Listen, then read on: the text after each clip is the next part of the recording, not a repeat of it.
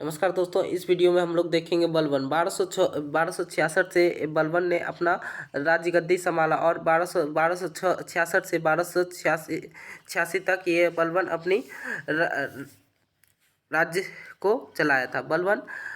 यह बलबन कौन से वंश के थे? तो बलबनी वंश से संबंधित था और इसे उलूग खां की उपाधि दिया गया था। इसे उलूग खां की उपाधि दिया गया था। आगे देखते हैं दोस्तों, इसे उलूग खां की उपाधि दिया गया था और यह अपने आप को अमीरों का रक्षक और गरीबों का दुश्मन मानते थे। यानी कि यह अपने आप को किसको मानते थे? अमीरों का रक्षक और गरीबों का दुश्मन मानते थे। इन्होंने बलबन ने ही रक्त एवं लोह की नीति अपनाई गई थी। बलबन ने ही क्या बनाए थे? रक्त एवं लोह की नीति अपनाई थी। और कहता है इन्होंने तुर्क ए चिहलगानी को समाप्त कर दिया था। किसने शुरू किया था दोस्तों? ये क्या था? इल्तुतमिश ने शुरू किया था। इल्तुतमिश ने शुरू किया था 40 सरदारों का संगठन, और उसी को समाप्त किसने किया? तो तुर्कान ए चिहलगानी को समाप्त कर दिया, जो 40 दल था।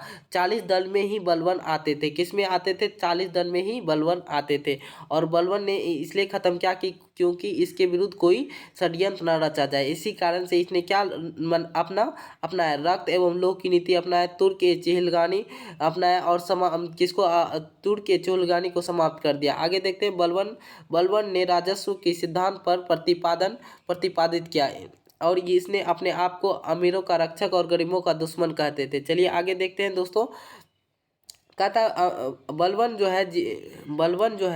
बलबन जीटन इलाही कहा जाता था। बलबन को जीटन इलाही भी कहा जाता था। इन्होंने ईरानी परंपरा को नवरोज शुरुआत की थी। इन्होंने ईरानी परंपरा से नवरोज या परसा प्रथा शुरुआत की थी। नवरोज शुरू की थी इन्होंने। जैसे कि नवरोज का मतलब सीजता या नवरोज दो होता है। इन्होंने मद्यपान शराब प्रतिबंध लगा दिया था। इन्होंने मद्यपान शराब पर प्रतिबंध लगा दिया था। जिला ही इस ईश्वर की प्रतिबिंब माना था। इन्होंने अपने आप को ईश्वर का प्रतिबिंब माना था। और इन्होंने क्या सीजता प्रथा का भी शुरू किया था। यानी कि जो भी राजा के सामने आते थे उनके पैर को सींचते थे और उसके बाद उससे बात करते थे। चलिए आगे देखते हैं। उन्होंने अपनी परंपरा को सींचता राजा का हाथ चूमना और पापोस पेट के बल पर नमस्कार करना। आगे देखते हैं, कहता है शुरुआत की थी। आगे देखते हैं, उसके बाद उन्होंने सैन्य विभाग के लिए दीवान ए अर्ज का गठन किया था। बलबन ने किसकी गठन किया था? दीवान ए अर्ज का गठन किया था।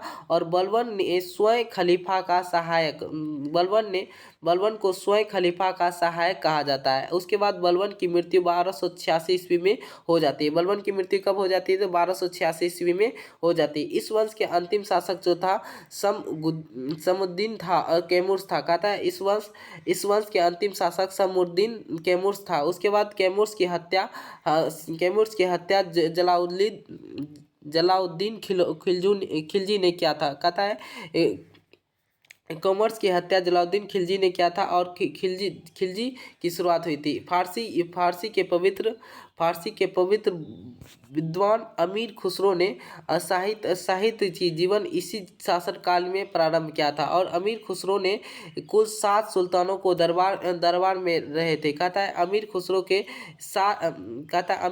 के 7 सुल्तानों के दरबार में रहे थे। अमीर खुसरो कितने सुल्तानों के दरबार में रहे थे? 7 सुल्तानों के दरबार में रहे थे। बलबन ने अपने एक सैनिक के अधिकारी अली तुर्गिल कुश की उपाधि दी थी। बलबन ने अपने एक सैनिक के अधिकारी बनाया था और उसे क्या दिया था? तुर्गिल कुश की उपाधि दी थी। मंगोल नेता कौन थे? चंगोज खान थे। मंगोल का नेता कौन थे? चंगोज खान थे। और इसे मूल नाम तेमुचिन था। इसका नाम क्या था? मूल नाम क्या था? तेमुचिन था। आगे देखते दोस्तों।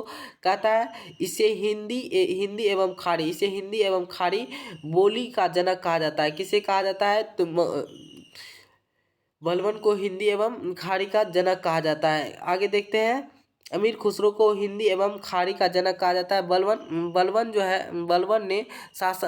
के शासन में तारिक खान ने विद्रोह किया था। किसने? तारिक खान यानी कि तेगरुल खान ने विद्रोह किया था। उसके बाद कहता है ये एक नई काव्य शैली सबक ए हिंद, नई काव्य शैली सबक ए हिंद अर्थात हिंदुस्तानी शैली का जन्मदाता थे। ये कैसे थे? तो हिंदुस्तानी शैली का जन्मदाता थे। इन्होंने तबला का आविष्कार इन्हें तबला का आविष्कारक कहा जाता है और कहा जाते थे, और इन्हें हिंदवी का भी जनक कहा जाता था। इन्हें हिंदवी का जनक भी माना जाता था। इन्होंने कुल 9 राजाओं को शासन देता था। इन्होंने 9 राजाओं का शासन देता था। अमीर खुसरो का जन्म पटियाली नामक स्थान पर हुआ था। अमीर खुसरो का जन्म कहाँ हुआ था? पटियाली नामक स्थान पर हुआ था और कासगंज में स्थित है। कहता है कहता है बलबन तोता ए हिंद भी कहा जाता है। तोता ए हिंद भी कहा जाता है। बलबन को क्या कहा जाता है? तोता ए हिंद भी कहा जाता है।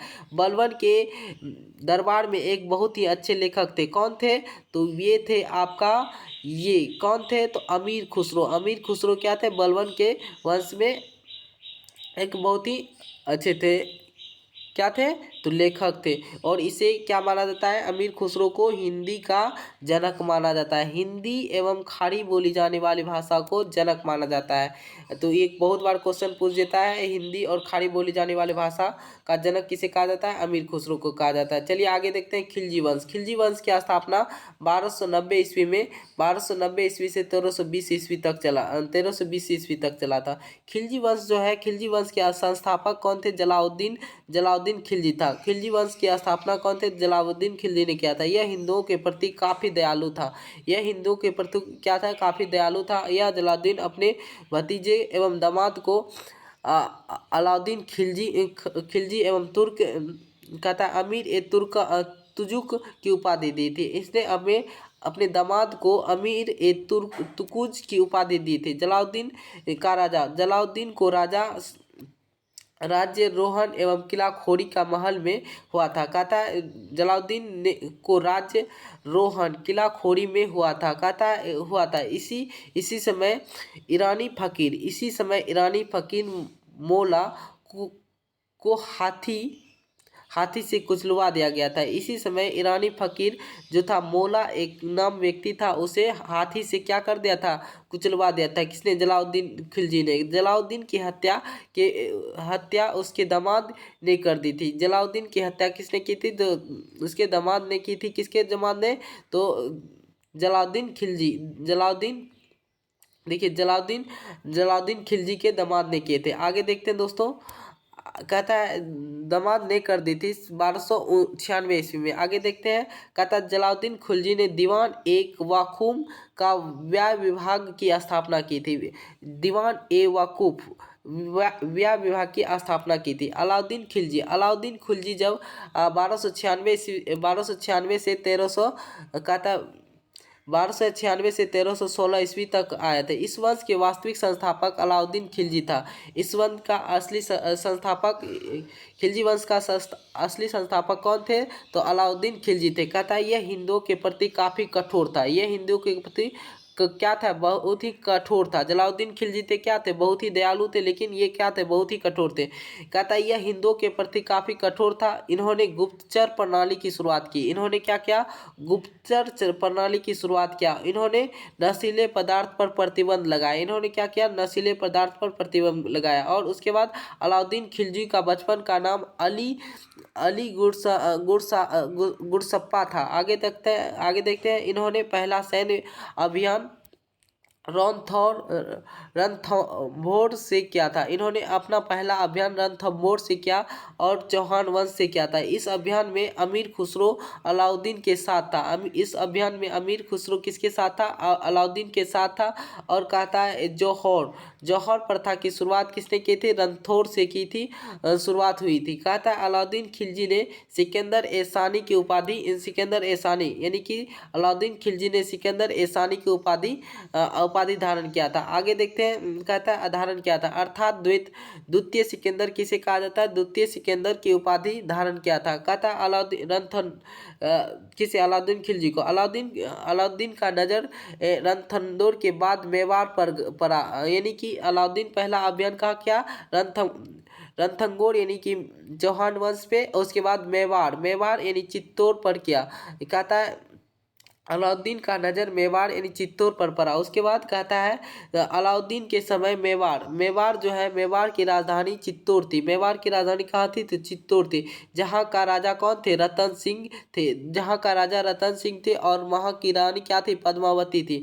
कहता है चित्तौड़ का राजा कौन थे? तो रतन सिंह और महारानी पद्मावती वहाँ की रानी थी। इसने कहता है मलिक मोहम्मद जाइस की किताब पद्मावत में रानी पद्मावती की कहानी लिखी है। कौन लिखा है? अमीर खुसरो ने किसका कहानी लिखा है? रानी पद्मावती की कहानी लिखी है। आगे देखते हैं। इन्होंने सैनिक को नगद वेतना देने की प्रथा शुरू किया था। इन्होंने सैनिक को नगद वेतना देने की शुरुआत की थी। कहता है अस्थाई सेना रखना शुरू किया था। इन्होंने अपना अस्थाई सेना रखना क्या शुरू किया था? इन्होंने सैनिक का हुलिया कहता हुलिया लिखने और कहता है पद्धति शुरू किया था। इन्होंने सैनिक की हुलिया एवं पद्धति शुरू की थी। इन्होंने घोड़े दागने की प्रथा शुरू किया था। यानी कि घोड़े दागने की प्रथा शुरू किया था किसने? तो अलाउद्दीन खिलजी ने हुलिया दागने की हुलिया लिखने और घोड़े की दागने की प्रथा शुरुआत की थी। अलाउद्दीन ने चित्तौड़ का नाम बदलकर खिजराबाद रख दिया गया था। अलाउद्दीन ने क्या रख दिया था? खिजराबाद रखा था।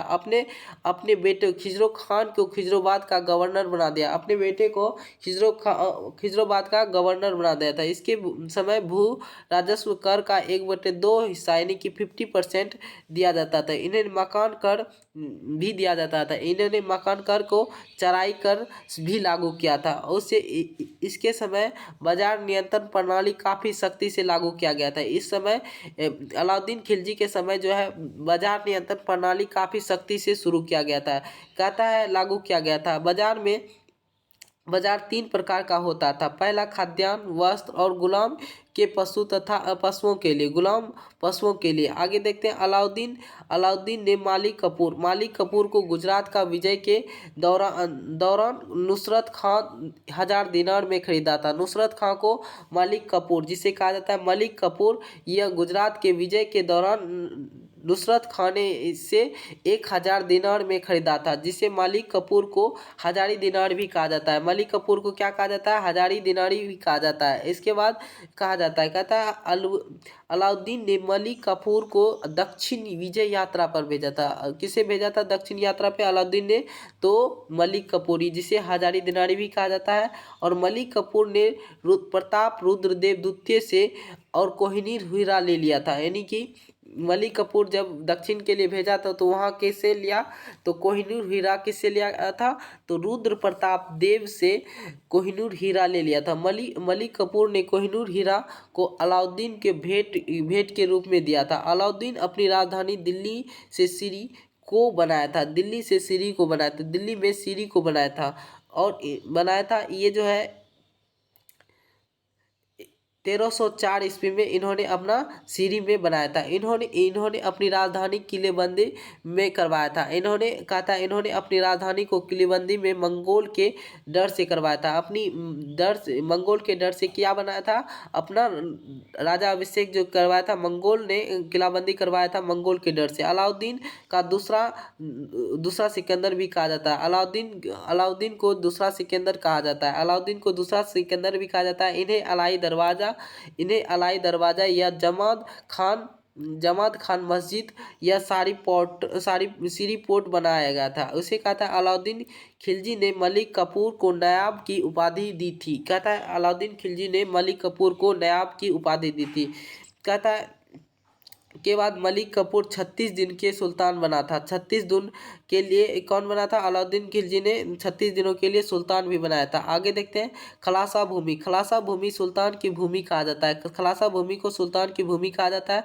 अलाउद्दीन के दरबार में अमीर खुसरो, हसन देहवाली और कवि थे। कहता है इन्होंने खसमा के राज्य के हिस्सा का 4/5 भाग कर दिया था। लूटा हुआ धन यानी कि 4/5 कहता है तथा 1/5 भाग सैनिक के लिए निर्धारित किया था। इसकी मृत्यु के पश्चात राजा मुबारक दिल्ली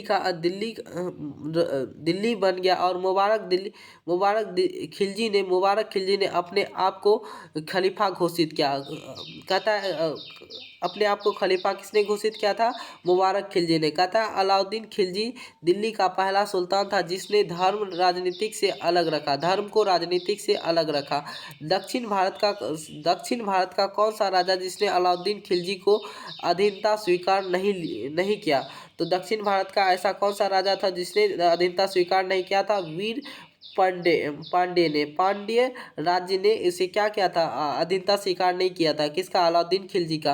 रामचंद्र और राय की उपाधि दी थी। अलाउद्दीन खिलजी रामचंद्र को राजा राय की उपाधि दी थी। आगे देखते हैं। अलाउद्दीन खिलजी ने दक्षिण विजय का श्रेय मालिक कफूर को जाता है। अलाउद्दीन के काल में सर्वाधिक मंगोल आक्रमण हुआ था। अलाउद्दीन खिलजी के समय सर्वाधिक मंगोल आक्रमण हुआ था। अलाउद्दीन का बचपन का नाम अली गुरसप्पा था।